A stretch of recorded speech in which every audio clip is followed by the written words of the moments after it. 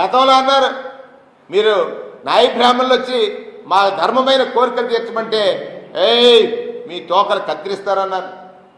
మా మత్స్యకారి సోదరులు వస్తే మీ తోళ్ళు తీస్తానన్నారు.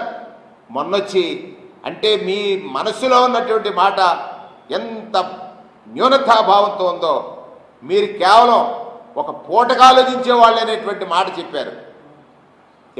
ఇవాళ చంద్రబాబు నాయుడు గారు మీరు చెప్పిన ఈ అబద్ధాలు, మీరు చేస్తున్న ఈ అబద్ధ ప్రచారాలు, ముఖ్యమంత్రి స్థానంలో ఉండి మీరిచ్చినటువంటి మాటలను మీరు అమలు చేయకుండా ఈ వర్గాలకి అవసరాలు ఏదైతే గడిచినటువంటి ప్రభుత్వంలో అమ్మఒడి కానీ, చేయూత కానీ, చేదోడు కానీ, తోడు కానీ, రైతులకు సంబంధించి రైతు భరోసా కానీ, నేతన నేస్తం కానీ, మత్స్యకార భరోసా కానీ, ఇవన్నీ కూడా సంవత్సర కాలం ఆపేసి బీసీలను ఉద్ధరిస్తారా?